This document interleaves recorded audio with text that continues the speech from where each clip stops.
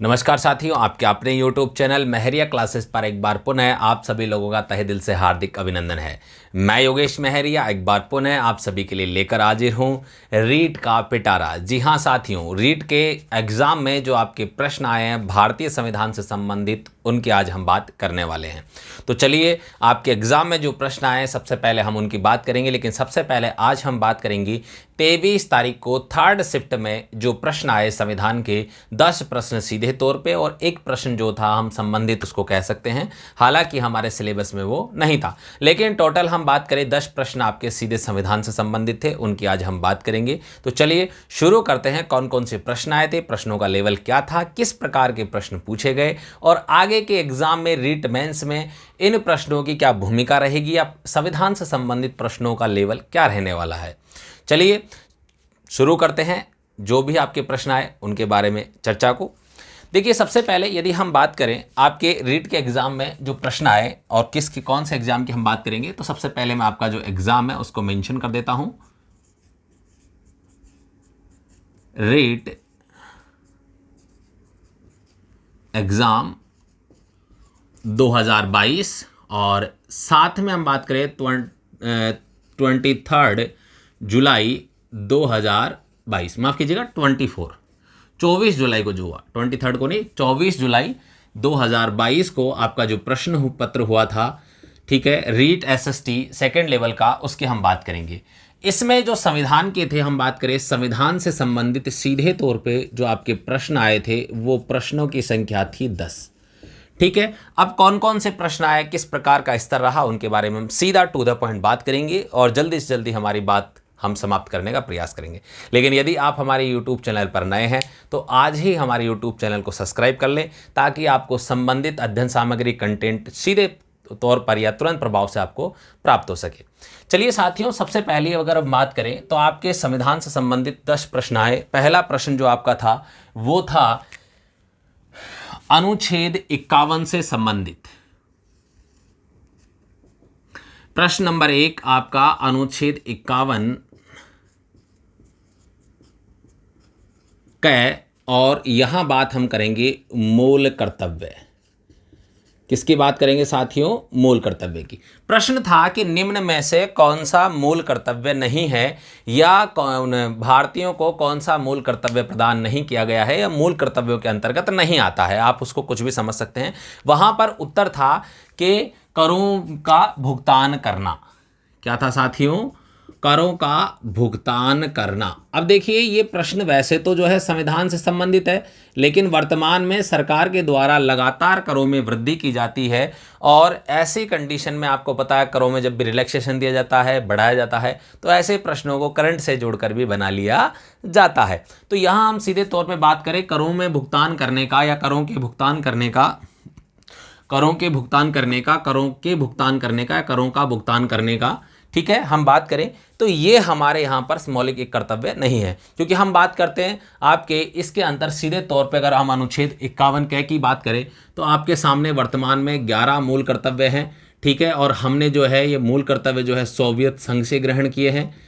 ठीक है, और आप सभी को पता है कि मौलिक कर्तव्य जो हमारे भाग में भारतीय संविधान के भाग 4 क में, या इसको हम 4A भी कहते हैं, इसमें वर्णित है। ठीक है, हम टोटल हम बात करें 42वां संविधान संशोधन 1976 के द्वारा इनको शामिल किया गया था। तो बहुत सारी चीज़ें हैं मौलिक कर्तव्यों के संदर्भ में। मैं आपके लिए अलग से एक वीडियो लेकर आऊँगा जिसमें हम बहुत ही शानदार तरीके से हम इसके पूरे कंसेप्ट के बारे में बात करने वाले हैं। हालांकि ऑलरेडी आपको एक वीडियो अवेलेबल है, लेकिन इसका जो लिंक नए वीडियो का है वो डिस्क्रिप्शन में डाल दूंगा मैं। आपको सारे मौलिक कर्तव्य एक ही वीडियो से याद हो जाएंगे और साथ ही में कहाँ से किस प्रकार के प्रश्न बनते हैं ये भी आपको पता चल जाएगा। जो ऑफलाइन क्लासेज में जो बालक मेरे द्वारा या पढ़ाए गए हैं या मुझसे पढ़े हुए हैं, उन सभी को पता है कि प्रश्न हूबहू वैसे ही आए हैं जैसा मैंने उनको इंडिकेट किया था, जैसा मैंने उनको बताया था कि इस प्रकार के प्रश्न बनने की संभावना रहेगी। तो आप जरा ध्यान रखिएगा, और वैसे ही प्रश्न आपके एग्जाम में आए हैं साथियों। चलिए आगे हम बात करें। दूसरा प्रश्न जो था, प्रश्न नंबर 2 क्या था? प्रश्न नंबर 2 आपका है मंत्री परिषद का आकार। साथियों बिल्कुल, मंत्री परिषद का आकार। दूसरा जो प्रश्न था वो था मंत्री परिषद का आकार। यानी कि मंत्री परिषद का आकार कौन से संविधान संशोधन द्वारा निर्धारित किया गया। पूरा प्रश्न क्या था, मंत्री परिषद का आकार कौन से संविधान संशोधन द्वारा निर्धारित किया। साथियों आप सभी को पता है 91वें संविधान संशोधन 2003 के द्वारा मंत्री परिषद का आकार निर्धारित किया गया था, चाहे वो हम बात करें केंद्र में हो या वो राज्य मंत्री परिषद का आकार हो। दोनों का आकार जो है 91वें संविधान संशोधन हम बात करें 2003 के द्वारा निर्धारित किया गया था। और आप सभी को पता है मंत्री परिषद का आकार केंद्र में, अगर प्रश्न हमसे पूछा जाए केंद्र में, तो केंद्र में आप सभी को पता है कि लोकसभा की कुल सदस्य संख्या का अधिकतम कितना हो सकता है। लोकसभा की कुल सदस्य संख्या का, किसका, कुल सदस्य संख्या का, कुल सदस्य संख्या का अधिकतम 15% हो सकता है।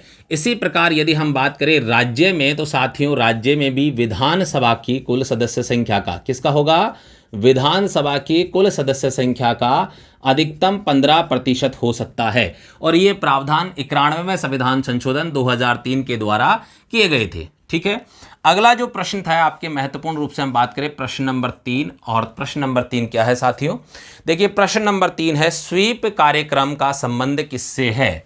स्वीप, साथियों स्वीप जो कार्यक्रम है, हम बात करें स्वीप कार्यक्रम का संबंध जो है आपके मतदाता जागरूकता से है। किससे है, मतदाता जागरूकता से है। ठीक है, मतदाता जागरूकता से संबंधित ये आपका कार्यक्रम था। आगे हम बात करें चौथा, अगला जो प्रश्न है, यदि हम बात करें दो राज्यों के मध्य विवाद उच्चतम न्यायालय की किस अधिकारिता में आते हैं। तो सीधे तौर पर मैं लिख रहा हूं, मैं पूरा प्रश्न नहीं लिखूंगा, पूरा प्रश्न आपको पता है, मैं सीधे उत्तर बता रहा हूं। दो राज्यों के मध्य विवाद, देखो दो राज्यों के मध्य विवाद, देखो साथियों दो राज्यों के मध्य विवाद हो, केंद्र सरकार या राज्यों के मध्य विवाद हो, केंद्र सरकार या किसी राज्य के मध्य विवाद हो, केंद्र सरकार किसी राज्य या हम बात करें अन्य राज्यों के मध्य विवाद हो, यानी कि हम बात करें किसी राज्य के मध्य विवाद हो या सरकार के मध्य, केंद्र सरकार के मध्य विवाद हो, इस प्रकार के जितने भी विवाद होते हैं वो सुप्रीम कोर्ट की मौलिक अधिकारिता या हम कहें प्रारंभिक अधिकारिता या हम कहें आरंभिक अधिकारिता के अंतर्गत आते हैं। और इस बात का प्रावधान साफ तौर पर भारतीय संविधान का अनुच्छेद 131 इस बात का प्रावधान करता है साथियों। यानी कि अनुच्छेद 131 में संविधान मत के उच्चतम न्यायालय की आरंभिक या प्रारंभिक अधिकारिता का उल्लेख किया गया है। और वहां से प्रश्न आता है, और इस बार बहुत ही अच्छा प्रश्न पूछा गया, किस प्रकार की है, क्योंकि आप सभी जानते हैं सर्वोच्च न्यायालय जो है उच्चतम न्यायालय है वो एक सलाहकारी भी, परामर्शदाता भी है। ठीक है, आरंभिक अधिकारिता भी उसकी होती है, अपीलीय अधिकारिता भी होती है, बहुत सारी अधिकारिताओं के बारे में हम पढ़ते हैं। तो वहाँ मुख्य रूप से जो अधिकारिता थी आरंभिक या प्रारंभिक या मौलिक, इसका मतलब क्या होता है कि सीधे तौर पे वे मामले जिनकी सुनवाई आपका कौन कर सकता है, उच्चतम न्यायालय सुप्रीम कोर्ट जिन मामलों की सीधे तौर पे सुनवाई कर सकता है वे आरंभिक या प्रारंभिक मौलिक अधिकारिता या हम कहें मौलिक अधिकारिता के अंतर्गत आते हैं साथियों। तो यहां से आपके ये प्रश्न जो था इसमें सीधा हो गया कि मौलिक अधिकारिता यानी कि सुप्रीम कोर्ट की ये कौन सी अधिकारिता थी, मौलिक अधिकारिता के अंतर्गत ये आता है मामला। ठीक है साथियों, अब हम बात करें उच्चतम न्यायालय के जो अनुच्छेदों का प्रावधान, यदि हम बात करें अनुच्छेद 124 से लेकर शुरू होकर आगे तक आपके 147 तक इनका प्रावधान है। ठीक है, अगले प्रश्न की तरफ बढ़ते हैं हम, समय की गरिमा को देखते हुए इनके बारे में विस्तृत रूप से और चर्चा करने वाले हैं। सभी सवालों को लेकर एक साथ में हम एक वीडियो बनाएंगे और उसमें एक एक सवाल का पोस्टमार्टम करेंगे। जब हमारे पास पूरा प्रश्न पत्र आ जाएगा, जब हमारे पास पूरे चारों ऑप्शन आ जाएंगे, तब हम उसके ऊपर विस्तृत रूप से व्याख्या करके एक क्लास हम बनाएंगे, जिससे क्या होगा, कक्षा लेंगे, जिससे आपके एक प्रश्न के साथ आपके 4 ऑप्शन से भी आपके क्लियर होंगे साथियों। लेकिन अभी आपका जो अगला प्रश्न है वो है संविधान की मूल संरचना का सिद्धांत का प्रतिपादन किया। ठीक है, तो यदि हम बात करें मूल संरचना, बेसिक स्ट्रक्चर जो आपका वो है, इसका प्रतिपादन हम बात करें आपके कौन से मामले में उभर कर आया। संविधान की मूल संरचना, बेसिक स्ट्रक्चर यदि हम बात करें तो इसका सिद्धांत आप सभी को पता है, केशवानंद जो भारतीयवाद था उसकी हम बात कर रहे थे। केशवानंद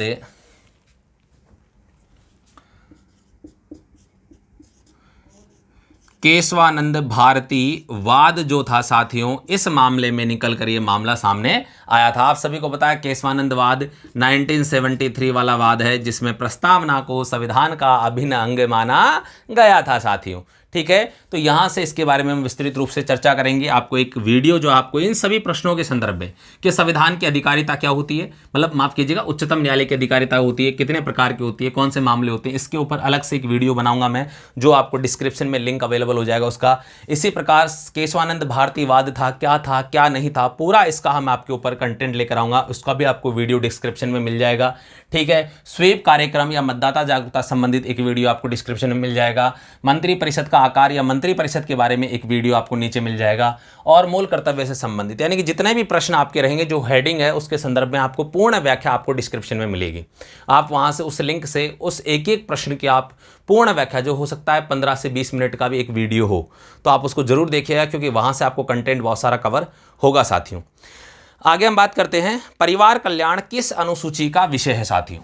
काफ़ी अच्छा प्रश्न था यह उच्च स्तरीय प्रश्न मैं इसको कह सकता हूं, क्योंकि ये काफ़ी लोगों को क्या परेशान करने वाला था कि परिवार कल्याण किस सूची का विषय है, परिवार कल्याण किस अनुसूची का, माफ कीजिएगा किस अनुसूची का विषय है। तो साथियों सीधे तौर पे अगर मैं आपसे बात करूं किस अनुसूची में इसका वर्णन है, तो वहां जब ऑप्शन में दे रखा था, तो आई थिंक बच्चों ने जैसा जो स्टूडेंट्स ने मुझे बताया उस हिसाब से वहां हम बात करें तो अनुसूची 7 का उल्लेख नहीं था। अनुसूची 4 वो बता रहे थे, अनुसूची 6 वो बता रहे थे, और एक अनुसूची 9 और अनुसूची 11। आपके सामने टोटल 4 अनुसूचियां उनके मुताबिक थी कि एक तो आपका जो है 4 थी, एक 6 थी, एक 9 थी और एक 11 थी। तो साथियों सीधी सी बात है कि ये तो जो है राज्यसभा की सीटों का आवंटन करती है, तो इसमें वैसे ही नहीं है। ये अमी मैत्री असम मिजोरम मेघालय त्रिपुरा से संबंधित है, ये भूमि अधिग्रहण कानून से संबंधित है, बचती कौन सी 11। तो ये प्रश्न तो लॉजिक के बेसिस पे भी किया जा सकता था। अगर बच्चे को सारी अनुसूचियां पता है, इस विद्यार्थी को अगर उसने पढ़ा है, तो लॉजिक के बेस पे भी ये प्रश्न वो कर सकता था, लेकिन फिर भी काफी लोगों का ये प्रश्न गलत हो गया है। हम बात करें परिवार कल्याण जो है आपके 11वीं अनुसूची, और 11वीं अनुसूची का संबंध आप सभी को पता है पंचायती राज से है। ठीक है, और पंचायती राज से संबंधित 29 विषय आपके यहां पर बताए गए हैं। इन 29 विषयों में से एक विषय जो है वो परिवार कल्याण भी है साथियों। ठीक है, परिवार नियोजन वो साथियों आपके अनुसूची 7 के अंतर्गत आते हैं, वो एक अलग विषय है। परिवार कल्याण की बात हुई है यहाँ पर, क्योंकि आप लोग कई बार मैंने कहा है संविधान में शब्दों की बहुत महत्वपूर्ण भूमिका होती है। शब्द आपको पूरे पढ़ने हैं, भावनाओं में नहीं बहना। वो तो अच्छा था कि यहाँ पर आपके सामने अनुसूची 7 नहीं दी गई, अन्यथा मुझे ऐसा लगता है कि 99% लोग जो है अनुसूची 7 करके आने वाले थे। चलिए खैर जो भी है, इसके ऊपर भी आपके वैसे पंचायती राज के 29 विषय के संबंध में 11वीं अनुसूची के संदर्भ में मैंने 29 विषय बता रखे हैं, और अनुसूचियों की एक मेरी प्लेलिस्ट है, आप उसमें जाकर देख सकते हैं। आपके 29 के 29 विषय आपको देखने को वहां पर मिल जाएंगे। चलिए आगे हम बात करते हैं। अगला जो प्रश्न आपका है, संविधान संशोधन की शक्ति किसे प्राप्त है, संविधान में संशोधन कौन कर सकता है। तो आप सभी को पता है कि संविधान में संशोधन करने की शक्ति जो है भारतीय संसद को प्राप्त है। बड़ा ही सिंपल प्रश्न था ये तो, संविधान में संशोधन, और संविधान में संशोधन की यदि हम बात करें तो ये शक्ति किसे प्राप्त है साथियों, ये भारतीय संसद को प्राप्त है, कि भारतीय संसद ही संविधान में संशोधन कर सकती है। ठीक है, संसद में संशोधन कर सकती है, लेकिन साथ ही में अगर हम बात करें राज्य सरकारों से इसका अनुमोदन अनिवार्य है। लेकिन प्रस्ताव जो हम बात करें संसद द्वारा ही लाया जाता है, सामान्य संशोधन संसद द्वारा ही किए जाते हैं, विशेष संशोधन भी इसी के द्वारा किया जाता है, लेकिन विशेष बहुमत प्लस आधे राज्यों का अनुमोदन जो अनुभाग 20 संविधान संशोधन की प्रक्रिया अनुच्छेद 368 के अंतर्गत आती है, वहां पर कुछ संशोधन इस प्रकार के प्रस्तावित हैं जहां पर संसद के साथ साथ संशोधन करने के लिए, संसद को किसी भाग में संशोधन करने के लिए आधे से अधिक राज्यों की अनुमति अनिवार्य है साथियों। तो उसके ऊपर भी हम बात करेंगे, एक वीडियो इसके लिए ऊपर भी हम लेकर आएंगे आपके लिए। अगला जो प्रश्न है क्वेश्चन नंबर 8 क्या है साथियों, जरा देखते हैं। प्रश्न नंबर 8 है, प्रस्तावना में वर्णित शब्दों का सही क्रम है। वाह वाह वाह, क्या प्रश्न है भाई, बहुत जबरदस्त प्रश्न ये पूछा है, बहुत ही अच्छा प्रश्न था, और मैं बार बार कक्षाओं में इस चीज का जिक्र करता रहता हूं बालकों से कि भाई इस प्रकार के प्रश्न अब आ रहा स्टार्ट हो गए हैं, जरा थोड़ा इन पर ध्यान दीजिए। प्रस्तावना में वर्णित शब्दों का क्रम। साथियों ये प्रश्न पहले भी आ चुका है, सब इंस्पेक्टर 2018 का जो एग्जाम हुआ था, हम बात करें 7 अक्टूबर 2018 को 2016 की वैकेंसी का, उसमें भी ये प्रश्न आया था, और मैंने कहा था ये प्रश्न दोबारा आएगा, क्योंकि ये प्रश्न आना प्रारंभ हो गए। इस प्रकार के बहुत सारे प्रश्न बनते हैं और वर्तमान में क्रम निर्धारण वाले प्रश्न तो जरूर पूछे जा रहे हैं। प्रत्येक एग्जाम में एक प्रश्न जरूर आता है और विद्यार्थी सोचते हैं कि क्या होगा एक प्रश्न से। ये साथियों आप भी जानते हैं, एक प्रश्न मेरिट डिसाइड करता है, सिलेक्शन के उस पार और सिलेक्शन के इस पार एक प्रश्न बहुत मायने रखता है।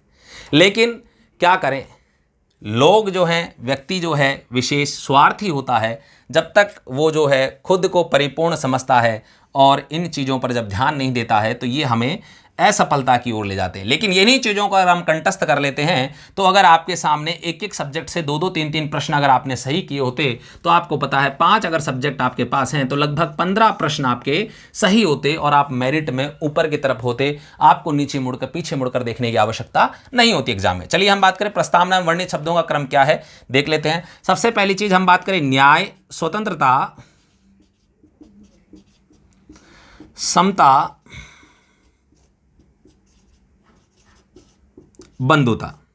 देखिए साथियों, इनके संदर्भ में भी मेरे जो है प्रस्तावना के संदर्भ में कक्षाएं ले रखी है, वहां मैंने बता रखा है न्याय, स्वतंत्रता, समता और बंधुता। न्याय भारतीय संविधान में 3 प्रकार का है, सामाजिक, आर्थिक, राजनीतिक। स्वतंत्रता 5 प्रकार की प्रस्तावना में वर्णित है। हम बात करें विचार, अभिव्यक्ति, विश्वास, धर्म और उपासना की स्वतंत्रता। समता हम बात करें 2 प्रकार की है, प्रतिष्ठा और अवसर की। और बंधुता व्यक्ति की गरिमा और राष्ट्र की एकता और अखंडता की। मैंने इनके भी क्रमों का हम क्रम निर्धारण जो है, इनका भी जो क्रम है उनको भी मैंने आपको याद करवा रखा है। जरा आप जाइए देखिए, 1-2 बार आप कक्षाएं लीजिए तो प्रस्तावना के संदर्भ में आप वहां से इनको कवर कर सकते हैं। हालांकि इसके ऊपर भी मैं एक अलग से क्रम निर्धारण के जो बहुत सारे महत्वपूर्ण जो टॉपिक्स हैं उनके ऊपर एक वीडियो लेकर आऊंगा और जो बहुत टफ हैं, बार बार एग्जाम में पूछे जा रहे हैं, आपके लिए इसके ऊपर भी एक जो है क्लास लेकर मैं आपके लिए हाजिर होने वाला हूं। चलिए आगे हम बात करते हैं। पॉस्को अधिनियम कब लागू हुआ या कब बना, एक ही थोड़ा सा इस प्रकार का प्रश्न था, कंफर्म नहीं है लेकिन यह है कि पॉस्को अधिनियम से था कि यह कब बना, पॉक्सो अधिनियम। तो साथियों जो पॉक्सो अधिनियम है ये 2012 में बनता है, 2012 में ये लागू होता है। ठीक है, इसके संदर्भ में ये है। अगला जो प्रश्न बताया था कि ये संविधान से संबंधित तो नहीं है लेकिन हम कह सकते हैं कि विधिक सेवा दिवस। देखो, विधि दिवस एक अलग चीज है और विधिक सेवा दिवस एक अलग डिफरेंट विषय वस्तु वाली बात है, डिफरेंट डे है। हम बात करें विधिक सेवा दिवस जो है ये आपका बनाया जाता है 9 नवंबर को। ठीक है, और विधि दिवस की यदि हम बात करें जिसको हम संविधान दिवस भी कहते हैं, 26 नवंबर 1949 को हम बात करें, हमने पहली बार हम इसको मनाना स्टार्ट किया था 26 नवंबर 1949 से विधि दिवस के रूप में। लेकिन 26 नवंबर हम बात करें 2015 से हम इसे संविधान दिवस के रूप में मनाते हैं। लेकिन विधिक दिवस जो है वो एक अलग है और इसका हम बात करें 9 नवंबर को प्रतिवर्ष जो है भारत में विधिक दिवस मनाया जाता है। आपके सामने आपकी जो है 24 जुलाई को जो तीसरी शिफ्ट थी, शिफ्ट कौन सी थी साथियों, तीसरी शिफ्ट, संविधान की जो तीसरी शिफ्ट है, हम बात करें थर्ड शिफ्ट का, यानी कि 24 तारीख का जो मॉर्निंग का एग्जाम है उसके आपके 10 प्रश्न थे। एक प्रश्न भी अभी भी इसमें मिसिंग है। विद्यार्थी बता रहे थे कि सर एक प्रश्न और था जो किसी के दिमाग में नहीं आया। अगर आपको है तो आप कमेंट कर दीजिएगा कौन सा प्रश्न था, हम उसको भी शामिल कर लेंगे अगली कक्षा में, लेकर आपके लिए उपस्थित होंगे। साथियों अगर आपको साथियों कक्षा अच्छी लगी हो, वीडियो पसंद आया हो तो लाइक कीजिए, अपने सभी दोस्तों के साथ शेयर कीजिए, अधिक से अधिक लोगों तक स्प्रेड कीजिए ताकि आपके सामने इससे अच्छा और गुणवत्तापूर्ण जो कंटेंट है वो भी मैं आपके सामने लेकर उपस्थित हूँ। एक एक विषय वस्तु के ऊपर एक एक वीडियो होगा। टाइम समय सीमा की कोई बाध्यता नहीं है, लेकिन आपके कंसेप्ट में दावे के साथ कह सकता हूं कि क्लियर हो जाएंगे। इसके बाद में जब आप एग्जाम में बैठेंगे आप बड़ा ही रिलैक्स महसूस करेंगे संविधान विषय के संदर्भ में। चलिए इसी के साथ मैं आप सभी से विदा लेता हूं। अगली कक्षा में एक बार पुनः एक नए कंटेंट, नए वीडियो के साथ उपस्थित होंगे। तब तक के लिए जय हिंद, जय भारत मेरे साथियों।